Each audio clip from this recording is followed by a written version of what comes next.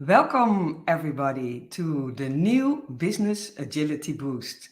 We are broadcasting from the Netherlands, so I would like to say good afternoon. But maybe you are watching live from a totally different place in the world and are already celebrating the weekend. Or maybe you are just checking in today with a cup of coffee and have an entire wonderful day in front of you. Let us know in the chat where you come from. For the ones who are joining and do not know who I am, I'm Elise Hofmeester, founder of Twingster, and it's my purpose to create spaces where everyone is able to thrive. Human-centric, purpose-driven, and value-based. Next to our consultancy and the academy, LinkedIn Live is a great space to share knowledge and to learn from each other and to shape the future. But in our quest to shape the future of work, it's a challenge sometimes to find a balance between experimenting our human connections, feel aligned on the direction and the purpose of the organization, and to not get lost in the digitalization and in our information overflow. Today, we dive into the future of organizational agility with the power of Obeya. And who better to do that with than Dolf Reinders, one of the founders of the Obeya Association. So let's invite him in the room. Hi, Dolf. How are you Hi, doing? Elise.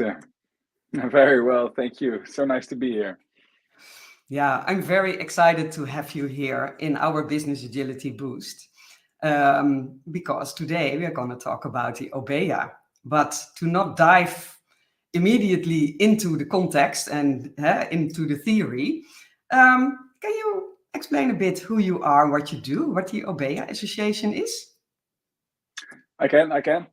My name is Dolf Reinders, 42 years of age, also born and raised in the Netherlands, father of two small kids. Youngest is only 1.5 years old, so he still keeps us up at night sometimes. Uh, I have a background in lean and agile, and well, I founded the Obeya Association uh, 4 years ago, together with my co-founder Bart Bongers. Yeah, that's the really short story. I can make it longer if you want. Do you have yeah. what would you like to know more?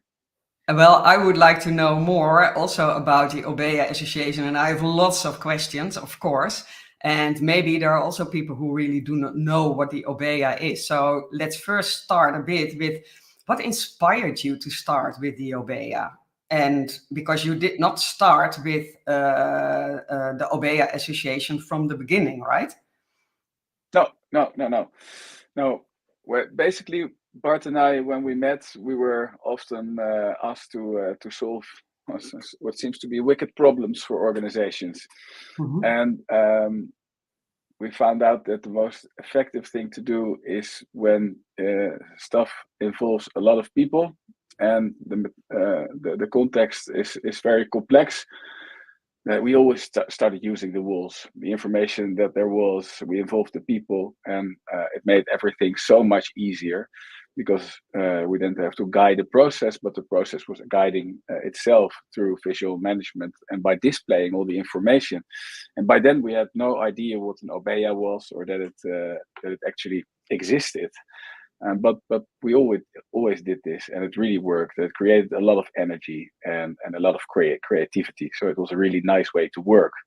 So we just started doing this, and by accident, we come from a lean background, but we didn't know the Obeya concept. It comes from and it literally translates as big room. So Obeya in Japanese means big room. And we didn't know the concept, and we bumped into it, and actually all we saw was what we were already doing, combining people in a rhythm around information, and that really worked. But um, we it was not really known yet. A lot of people were using it, Mhm. but we had a feeling that it could be a lot bigger than it was before. That the method, that it was so powerful that we really felt that we have to bring it to the world. And basically, we started doing two things.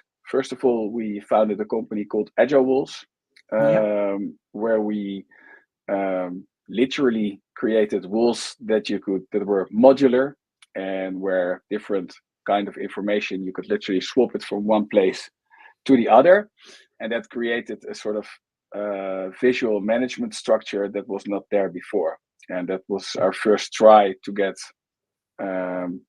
visual management up to the place where it belongs, to have people digest information in a natural way. Yeah. So that was the first thing that we tried. And the other thing we thought is, we need a community. This is so powerful, but people that are doing this, they need to be able to connect with each other. They need to be able to learn from each other. And that's we founded that community as well. And that is what you now know as the Obeya Association, a Yeah. worldwide community. Ah, there we are. Yeah, Yeah. a worldwide community and platform of Obeya practitioners. And we develop training materials for people, and also we do examination. So we don't do the training ourselves. We work with partners, but we Yeah. do the examination. We develop Obeya tooling, and we have some technology there, and we host events like the yearly Obeya Summit. And also, for example, we organize some study tours to, for example, Japan. Mhm. We go and visit the real Obeyas in Japan, for originally Toyota. That's where it originated. So we go to the places where we can learn most about Obeya. Yeah, and Dolph, you explained already. From the beginning, you started with Agile Walls. You experienced in other companies, but then later on, you started together with Bart Agile Walls. That was really a physical room, right? So later on, during COVID, you also switched the Obeya to a more digital environment, isn't that? Yes, yeah, Yeah. it's a funny story actually, because we just founded this Edgewalls company, and we created this product with walls that you could move and swap around, and it started to take off. And then all of a sudden the COVID crisis hit us, and yeah, it was like selling. We always joke with, like, it was like selling meat to hamburgers to vegetarians. It's a very bad business proposal. Yeah. Um, so, but the whole world was moving online, and what turned out is that actually online also the concept made a lot of sense, because if you work uh, with all the digital tools today, information is everywhere. It's not really structured. Nobody knows where to look. So if you look at the Obeya concept, which is also a way to structure information, and Mhm. that helps your meeting to go into a flow and at the right type of information at the right moment. That was exactly what was needed, especially in the beginning of the pandemic. So we thought that that this was not going to fly, and actually the pandemic made the Obeya concept even more well known than we could have ever imagined. Yeah, so it went really whoa. Yeah, Upwards yeah, and yeah, yeah. Hey, and we are talking now already, I think, for 10 minutes about the Obeya, but maybe there are people watching who really do not know what it is. So let's explain a bit more and show what the Obeya is. So imagine you walk in a Dolph. yeah. Usually it's a connected way of connecting strategy to executions. So you always see those elements, and what you usually see is a wall or a space where it's something about the vision, the purpose of the Obeya. Why are we here? It's always tied to long-term business value. Um, and what you usually see is that this grand vision on the long term is being translated into objectives that are sort of on the intermediate term, sort of buckets of things that you want to accomplish or where you want to improve on. So that's one part of the wall. It's about vision and strategy. Hmm. And then usually there's a flow from that strategic part into a more operational side. And that's where you actually start doing things. So this is where planning takes place. Could be normal operational planning, but also program planning. Um, and that's also the first check why the visualization uh, becomes really, really powerful, because you can actually see, is that what we are aiming to do strategically, is that also what we are doing operationally. So there's Hmm. always a sort of a planning structure involved. And Yeah. as you can see on the visual that you show, there's also some key results there.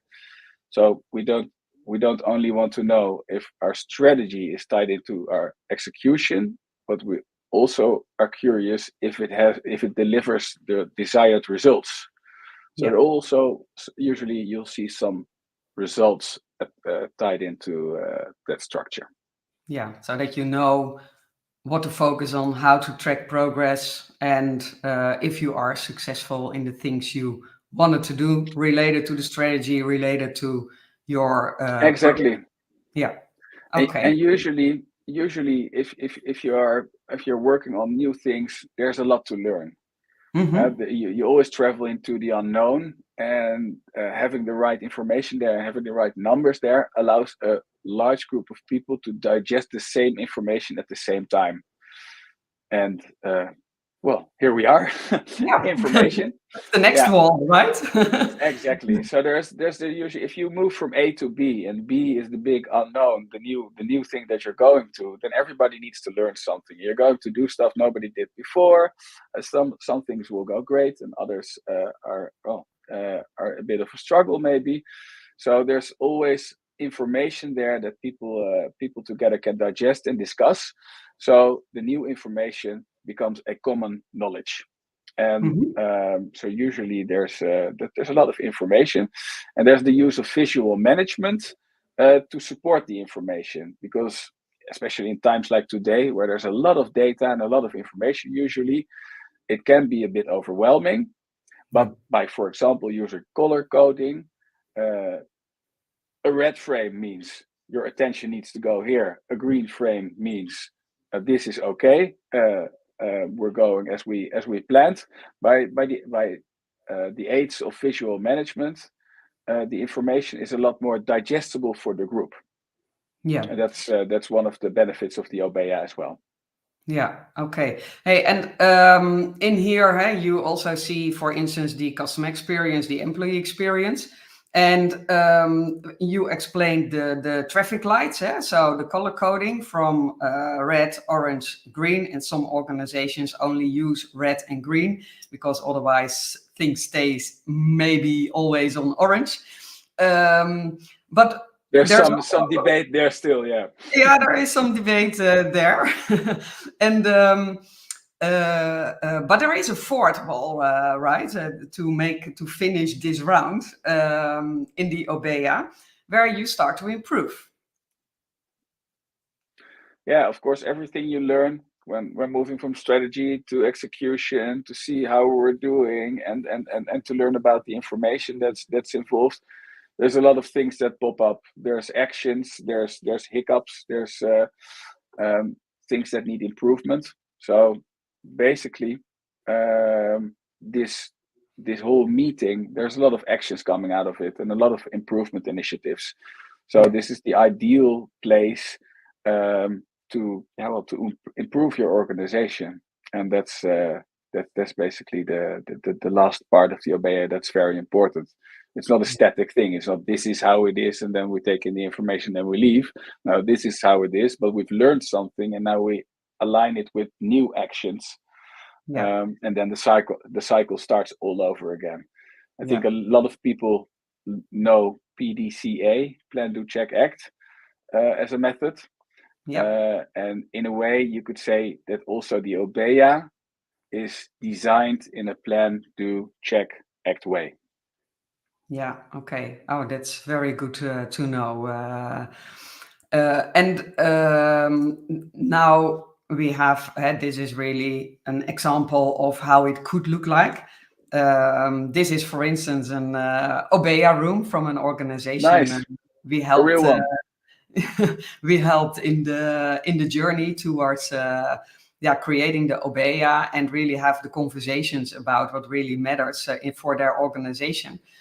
But it doesn't look very difficult if you explain it and have a look at the walls. But how much time does it take on average? Because it's not only about building the walls. There's much more behind it. Yeah. Well, it's a bit of a trick question, Elise, because Yeah. in a way you are never finished. So how much time does it take? The honest question is forever. It's in essence what you create with an Obeya is a learning environment. And the moment you start to come together with a group of people and you start to wonder what should we actually put on this wall, what information is important to us, what is our strategy, where can we find it, what do we still not know, the learning process actually has kicked in. And so it's for me always very important to show people that it's not about the Obeya being finished at one point. It's about starting with the Obeya and continuously taking the lessons from it. Yeah. Um, so that's basically that's very important. It's about the energy and the lessons you learn in the process of building the Obeya.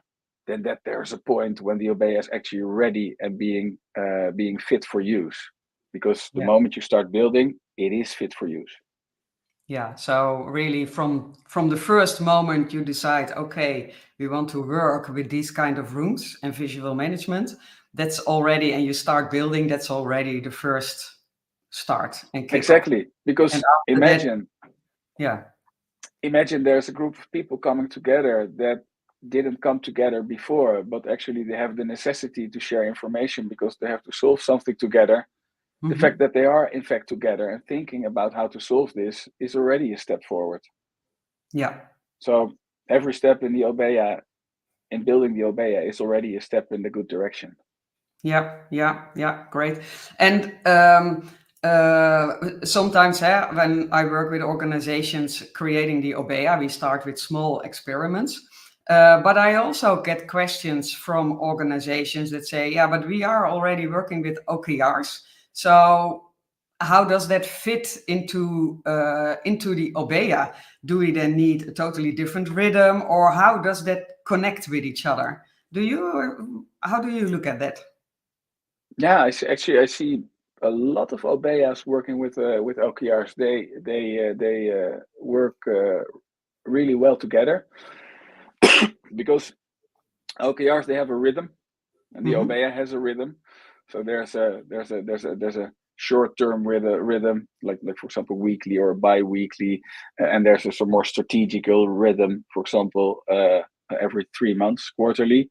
And actually the Obeya rhythms tie into those rhythms as well. And if you looked closely at the Obeya that you just showed us, you saw objectives and the Hmm. business objectives, and they could be easily could be the objectives from the OKRs, and there were also key results. So um, in a way, the Obeya is special not because of the Obeya, but because Hmm. it doesn't discriminate between different methodologies. It's actually one room where you can fit them all together, where everything joins in and adds up. So also a lot of people use Obeya together with their Scrum rhythms or their Yeah. Agile rhythms. There's a lot of people that use an Obeya with Safe, for example. There's the use of OKRs. And in a way, you could say that an Obeya has the ability to um, to use the best of both worlds when it comes to lean and agile. Yeah. Okay. And I think that's the real power of Obeya. That basically you don't have to adopt a completely different new way of working. No, you actually take what you have, but you combine it in one room, and now it becomes super powerful. Yeah, yeah, because that's also often what organizations or people in organizations say. Eh? So yeah, but we are already working with lean, so now we add the Obeya to that, and do not really see the connection yet between what is the Obeya, what is lean, what is agile. So it's very important to also understand that it really closely fits and aligns together, and it's a powerful method to bring it all Yeah, together. Also. Yeah, yeah. Oh, yeah, cool. And you already spoke a bit about bringing people together in the room, have the conversations about the things that really matter. You also spoke about that it takes a rhythm to do so. Eh? So teams who work with Scrum and Scrum rhythm work already in a certain rhythm. How does that connect to each other? Is it not on top of, or how do you look at that? yeah. Well, actually, it's the same. There are, you have your Scrum rhythms, or the OKR follows a rhythm. Everything follows a rhythm. Um, but sometimes they are loosely coupled. There are different worlds trying to accomplish the same thing. Um, and with an Obeya, you also have basically what you're trying to do. If you tie strategy in with execution, you need to be available on three layers, like on a Mhm. strategic layer, on a tactical layer, and on an operational layer. And they all have different rhythms. The Mhm. operational layers usually have a weekly or a bi-weekly rhythm, and then the tactical layer in the organization, 3 monthly or quarterly rhythms are very useful, and we see that often. And really to set a long term horizon and the long term strategy, half yearly or yearly rhythms, and basically they tie in. So instead of having three meetings separately, Mhm. it could actually make a lot of sense to join them up together and combine them. And what you Yeah. get together with the information is a more systemic view of what you are doing, and a systemic view of where are you and where do you want to go and how Mhm. do our efforts tie into that. So basically, they match quite well. And if you perform it correctly, if you do it correctly, you will save time instead of add time. Yeah. Yeah. And probably that will take a bit of time to grow towards that. But yeah, that's also the experience I hear from teams who work with it and organizations who work with it. I heard you say you have an Obeya on strategic, tactical, operational level. So does that also mean that in an organization you have three different Obeyas, or? Oh, it's good you check that. No, Yeah. no, please, let's not do that. It's the same Obeya. Yes. No, it's the same Obeya, but um, you can use it for multiple purposes. Mhm. It's for, at least, of course, we work with Obeya as well. When I plan my daily activities, it's very useful for me to every now and then look to the left and say, oh yeah, this is what we're trying to accomplish this quarter, or the upcoming time. So it really helps me to prioritize. Mhm. And the other way around as well. When I work on strategy and I see, okay, what do we need to do this quarter? It really helps me to have a clear view on the operational load that the organization already has. Uh, it helps me set up my strategy better. So no, please. The power is to have it all in one place together. Don't Yeah. start setting up different Yeah. rooms. And what I can imagine that this is more easy for an organization that is smaller. So, for instance, you have 200 people in your organization, or maybe 500. That it's easier to set up or work with in Obeya than when you have 50,000 people in your organization. Can you then still work with one Obeya? Oh no, basically usually the obeyas are scoped um, within, let's say, a purpose, Yeah. and we see larger organizations that have more obeyas, Hmm. because they have obeyas around these different ambitions or different problems they want to solve. So there are more obeyas, but if you walk into one of those obeyas, you see in every Obeya that there's a strategic component, there's a technical component, and an operational component. So Yeah. these three are always combined in one Obeya. But a good example is where the Obeya comes from originally is from Toyota, and with the development of the Prius, the car, Yeah. they used an Obeya, and it made the Prius a big success, and they were able to produce it a lot faster than the competitors did. And that's where the Obeya methodology became really, really known for. But you can imagine, this is just the project Prius that was managed by an Obeya. The rest of the organization was managed somewhere else, differently, or also with an Obeya. But this Mhm. was the Prius Obeya. So you see that these Obeyas, that they are focused around, usually around a subject or a certain Yeah. scope. Okay. But then in the end, they are aligned, so they can have a scope. If it's really huge and involves a lot of people, but it's still the strategy role. There you find the alignment with the purpose, also not only from your scope or department, but also from the organization. Right? Do I understand that correct? Yeah, yeah. If it all goes according to plan, that's what you hope to find. Yeah, Because that's what you're otherwise, aiming for. Yeah. yeah, exactly. Because otherwise, you would just go off on a tangent, and that's the risk. And I think that's also why it aligns and appeals to so many of the agilists there, and people that are working agile. And the first thing you do with if you become an agile team or an agile organization is you align your people around your products, and you make them self-sufficient and Mhm. self-deciding.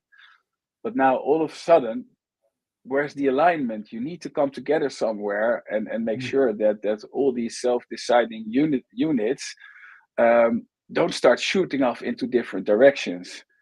Um, and an Obeya is the perfect way to bring that all together in a charming way. Yeah. Yeah. Now I can imagine, and sometimes I get that question also. So I'm also asking you Yeah. what your view is. Sure. Some organizations really find it very rigid, the structure, the rhythm, and challenge a bit. How can this make that you become adaptive because you work with a structured company rhythm, your team rhythm, you have OKRs. So where does it meet that you become adaptive to changing circumstance when you work with Oh, yeah. a rigid backlog, etc.? So there's How do so you much do? structure that people feel, so where's my freedom now? Exactly. Yeah. Yeah. Yeah. The they call it with a difficult word, it's short cyclical. Hmm. So basically, because you are so much aligned with the broader idea of where we're going to, Hmm. and if your operational rhythm is, for example, weekly or bi-weekly, and if something happens and you have the right people there and you're looking at the right information, and the meeting takes place every time around the same time, when something new happens or information changes, everybody is there, everybody looks at what's happening, you decide together what's the best action and what's the best course to take, and the Yeah. next day you're already doing it. So having a very clear structure there actually allows you to pivot from your current course to a new course overnight, basically, and Yeah. that makes you so adaptive. Yeah, yeah, okay. Good to know, and also important to know that it is not rigid. The rhythm is predictable, but in between, you are really able to align to the changes which come into the workplace and to create it together. And there we also Yeah, have your quote that you gave us. In tomorrow's fast-changing world, we need to start treating strategy as an hypothesis, um, an yeah, hypothesis that needs to be tested. So, how do we do that? Because in most organizations, the leadership team comes with the purpose, the strategy, vision, mission, and so on. So how can we challenge that, or start using it as an hypothesis? Well, I think we all notice, at least I do, and that the world is speeding up in pace, Mm-hmm. and technology allows to do that. So things are changing faster, and that's just how it is. So the moment you think of a plan, and it might be super valid and a great plan, and the next moment the world has changed a little bit, and you need to change your plan as well. So we cannot just think of a plan anymore and then expect it to just roll out in the upcoming 4 years. Development just go too fast. Mm-hmm. So if we think about the notion of treating strategy as an hypothesis, that means that we constantly need to test its validity. So we need information. We constantly need to enrich that information and update it to see if we're still on course, and also if the course that we're taking, if it's still going to where we want to be. Mm-hmm. And humans are super important in this process because with technology developing at the pace as it's going and automation, um, us humans, more and more, we're getting pushed out of the production process, which is not a bad thing, but into the decision process. Mm-hmm. So the emphasis in the future will be more and more on the ability of human beings to make the right decisions. And this is slowly and gradually you start to see how and where Obeya comes into play. Because it's a room that we all have the right people there. We have the information that's being continuously enriched, and it allows us as a group together to pivot and make the right decisions. And this is basically so we're pivoting towards knowledge work, which requires things like critical thinking, human judgment, problem solving. It requires creativity. So the human element in that Obeya, the fact that there are humans there working with information from the broader perspective, taking a systemic view, Mm-hmm. that's what makes Obeya so powerful.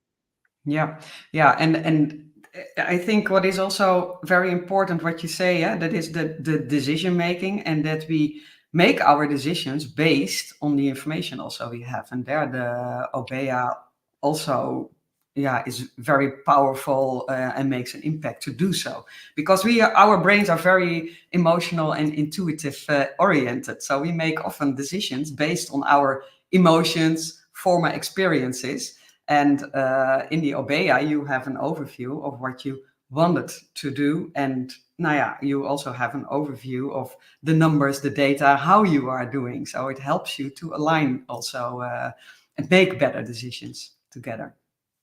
Right? Exactly. Yeah. Yeah. Yeah. Okay. And it takes a lot of, maybe a lot of is not a good word, but it takes some changes in your organization to start working this way, because it's not only instrumental, it's not just a tool.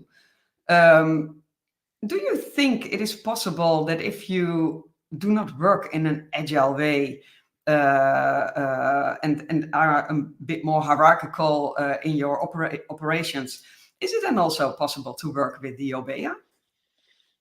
Yeah, of course, we see a lot of non-agile companies working with Obeya, and there's a lot of look at Toyota, for example. In the end, it's not that they don't work agile per se, but it's a production environment. Mm-hmm. They don't make software, for example. So now there's a lot, but there's other organizations where you can easily work with Obeya. I do think that you need things like a certain degree of transparency that is needed, because otherwise it becomes very difficult to share information between the broader set of people. Yeah. And I also think that you do need to be opened up for a certain amount of experimentation by the group itself, because Mm-hmm. if a group is able to digest information and they're not able to divert their courses or attach actions to what they just learned, Mm-hmm. then it becomes very difficult to make the instrument Obeya powerful. So I do think that that's what it takes for an organization to work well with an Obeya. Mm-hmm. But yeah, does a bit of transparency and a bit of experimentation, does it make you an agile organization per se? Well, maybe not yet. But those are two prerequisites, I would say. Yeah, that's probably what you do need. Yeah. And are there other prerequisites for these organizations if they really would like to start and working with the Obeya? Well, personally, I always like just a sense of urgency from a business perspective. I Yeah. hate doing things just for the sake of doing them. So if you're going to build an Obeya, then I always like if there's an ambition there that we need to do something, that you won't get there if you keep continuing on the path that you're already on. So that's a sense of urgency. Or there's a problem. Mm-hmm. Um, for example, I had the privilege of visiting some Dutch grid operators recently, and in the Netherlands, the electricity grid, it's a big problem, but it's a wicked problem. It's extremely complex and extremely important, Mm-hmm. and because it involves so many people and so many different types and sources of information, they decided, a couple of them, and they all work with Obeyas, and they pool the information and they pool the people and they align a rhythm to it, and they start making sense of this very complex thing. Um, it really helps to have a sense of urgency to start building on that, because otherwise sometimes it's very hard to well to keep going, basically. So a good reason, based around necessity in your business, that's Mm-hmm. for me, that's always the best place to start, by building an Obeya. Yeah. So if an organization comes to you and they say, we want to work with the Obeya, what is then the first thing you start with? Do you have such a case? Yeah, usually the question is why. Yeah. Yeah, and not because I don't like building OBS, but because I really think uh, if you have a vision of what you hope to achieve or what you Mm-hmm. want to solve, um, that makes then the methodology becomes really really powerful. And as with everything, if you're just doing it for the sake of doing it, please stop doing it. Yeah, exactly. That's with all the agile lean practices. That's with OKRs the same. Um, yeah. Yeah, yeah, yeah, exactly. This is with everything we do. Also, when an organization says we want to create agility or want to work with a Spotify model or whatever, it's always Yeah. the question: why should Nobody you? wants Yeah, agility. You want agility to achieve something. So exactly. if you Yeah. can't explain to me what you ought to achieve, then there's no need to change anything, basically. Yeah. Yeah, yeah. Hey, and here is a question from Evelyn. I see. And an important part of visual management and facilitation is co-production. Eh? You already explained a bit about it. How is that Yeah. incorporated in the Obeya? Are we going to draw together?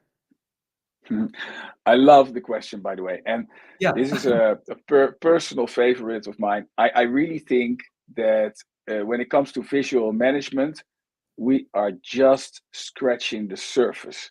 Like, visual management is meant that we understand that before it was difficult, and now we understand it in an intuitive way. Yeah. So it's information being brought to you instead of you working hard to be able to understand the information. And in times where there's more and more data coming our way, and the world is increasingly complex, I think, that the help of visual management is very much needed and still in its infancy, um, still, and that it's really rapidly developing. So I'm a big fan of, experimenting in the field of visual management. Um, in a sense, an Obeya is co-created. but it's also created by professionals. For example, you have the Obeya builders. Those are the people Yep. that are building the actual room, the actual space, that are working with the information, structuring the information. And there's the Obeya hosts. Those are the people guiding the Obeya sessions, making sure that the conversations have the right quality. Yep. And visual management plays a huge part between the Obeya builder and the host, because the host knows what he or she needs in order for the conversation to flow, and the builder knows what the information is, and what should be highlighted towards those people. So at that very meeting point is where people need to start thinking about how to deliver that message efficiently, and that's where visual management comes into play. Yep. So that's it for me. And how we can co-create this, yeah, I can think of numerous ways. I can also think of very chaotic sessions where a lot of people that are not very good with a pen and paper try to draw something. So I think that really needs to fit the organization, and also needs to fit the purpose of your Obeya. I've seen Obeyas where it's really the goal of the Obeya was innovation. So all these people were actually trying to find new ways, doing new things and developing new stuff. And there was a lot of visual co-creation in those sessions. So that was really beneficial, that people could just play around and all the utensils were there, and create a lot of energy and a lot of creativity. So that was really cool. But I've also seen more management style Obeyas, where there's Yep. just a big program being delivered, with a lot of budget tied into it, with a lot of people working on it, and things just needed to happen on time, and people needed some information to make a decision and then move forward. And it was an important program, and there was a lot. The culture there was not a co-creating visual kind of Obeya. That was not what was happening there. So I think um, how you co-create really needs to suit the purpose of the Obeya and the culture of the company. Yep. But also there, the way everything was portrayed in front of you and the way the information was brought to you was really helpful, and everybody was looking at the same things, drawing the same conclusions, because the visual management was actually pointing towards the right things. And again, that really makes the difference, that a large group of people looks at the same information, drawing the same conclusions, and walks out of the room with a clear set of agreements and direction. Yep. Yeah. And that happened in both cases, both in the innovation Obeya and in the management Obeya. And in Yeah. both cases, visual management played a pivotal role. Yeah. Yeah. Wow. And that's great when everyone is aligned and knows what to work on and have agreements also together, because that's also sometimes a bit confused. Or, yeah, sometimes teams are confused. Hey, is it now okay that we are working on this? Or they start to cherry pick what they like to do. Yeah. Okay. Hey, I shortly want to go back to, you mentioned two roles, that of the host and that of the builder. Yeah, Kind of people are that? Are they just people who they're work in great people. teams or Great people. leadership, or can you explain a bit more? Well, it could be anything, anybody, really. But um, maybe it's nice if I explain a bit of the history. Before, Mhm. when we just started working with Obeya, there was this term, the Obeya Master, Yeah, oh that yeah. was floating around, um, and we were all using it. And at one point, we got some feedback from some of our the English-speaking countries in our network, and they said, Obeya Master, phonetically seen in our parts of the world, is not really a good thing. It's not really positive, and if you want this Obeya thing to fly, probably start thinking about changing this. And we never thought of it. We were like, wow, okay, yeah, of course we need to change this. And we already saw that this role was actually being filled in very differently.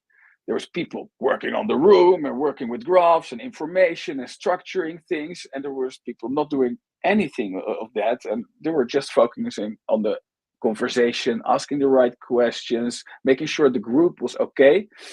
And basically, so we actually were already in the process of finding out that there's like two blood types here, and every person is immediately knows if he or she is drawn to the one or to the other. There's like, Mhm. you've got typical people that love building, and you've got typical people that love to be in touch with people and get the value out of the conversation.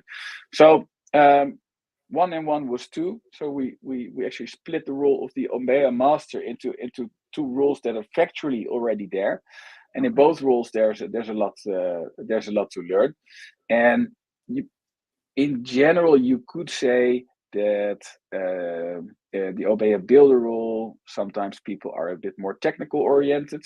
Yeah. Um, um, People that love to structure things, love to work with information. Um, and that could be anything. Sometimes it's somebody from the data team who has access to enormous amounts of data and actually the skills to be able to use visual management and put them into graphs and actually do that. But it doesn't necessarily have to be. No. And at the same time, the host, for the host role, I could say that it's not always the best thing if it's the leadership that's taking on the host role, because if you are already opinionated on the direction that you want to take, it's very hard to be mindful of just the process and have other people pitch in, especially if Mhm. you're in some kind of position of power. So these these roles, they're actually these people are educated in their roles, and there are people that are trained to do that. And me myself, I have a preference if, for example, if the host doesn't have a leadership position, and it Mhm. actually allows the leader or the manager to partake in the exercise and to join the team in deciding what's best, and being guided by the host. Yeah. Yeah. So the host should be more an objective role in the entire Obeya and hosting the teams and the leadership team. It's Correct? not always possible, but Yeah. yes, Yeah. yeah, that's Yeah. the ideal situation. Yeah. And we can always strive for the ideal situation, right? Should always aim for the Move stars, forward. and maybe you Yeah. reach Yeah. the Yeah. moon, right? Yeah. Yeah, exactly, exactly. Hey, and yeah, we can talk for hours, and I'm really a big fan of visual management and also from working with the Obeya because it helped me personally so much in also driving transformations, etc. But if you can give one advice, you already give a lot of advice and tips and explanation about your baby. But if someone, an organization or a leadership team or a team in the organization is working with a project or whatever, and they like to start with visual management and with the Obeya, what is an advice you can give them? Yeah. The the biggest advice is start.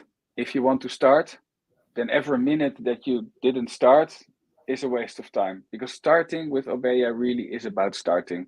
The Yeah, learning process kicks in immediately. If you want some help, you can look at the Obeya fundamentals module, the training module, for example. You can download it on our website, obeyassociation.com. That can yeah, really help you, and it will get you going. But just starting is really important, because you feel like I have to know a lot of things before I can start, but actually try to remember that the very basics of why Obeya is such a powerful methodology is because it's no nonsense. If things become complex, everybody uses the wall to try to make sense of what we're doing and where we're going. This is the essence of the Obeya, and then you put the people that matter, you put around this information, and you start working together, and you take it from there. This is the natural way. They did this in caves 10,000 years ago. So don't forget it. Don't make it too complicated. Starting is really about starting, and trust the process that you'll gain the knowledge that you need to proceed along the way. Yeah, well said, Dolf. And I think also don't let you scare you by the great pictures we showed, because you can also just start with putting things on the wall, right? Okay, thank you. Absolutely, absolutely. Adolf, before we finish, where can people find you? I will share the slide again. Obeya Association. Where can we find you?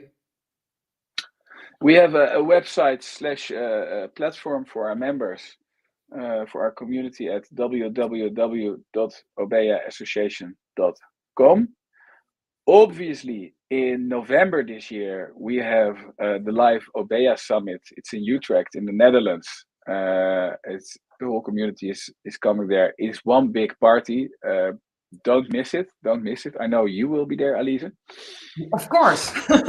Of course, of Maybe course. we can find another great project to work on. Yeah, and if you join our community, for example, we do things like every Friday. This Friday, actually, we have an open Obeya cafe where everybody joins up together and everybody pitches in their questions and things they struggle with or things they want to know, and we team up people and we solve problems together, and we do lots of things like that. So it's very much what we try to do is we use all the knowledge there is in our community to help other people.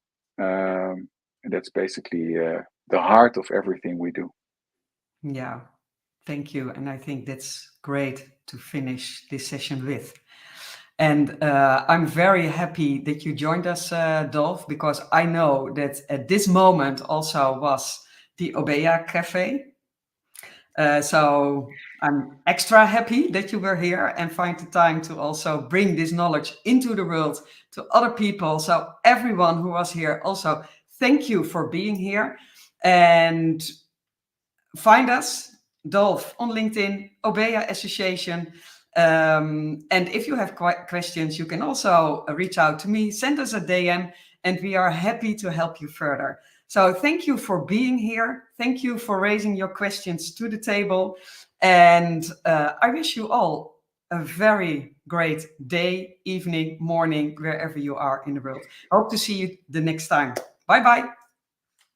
Thank you, Alize. Thanks for being here. Bye, Dolf.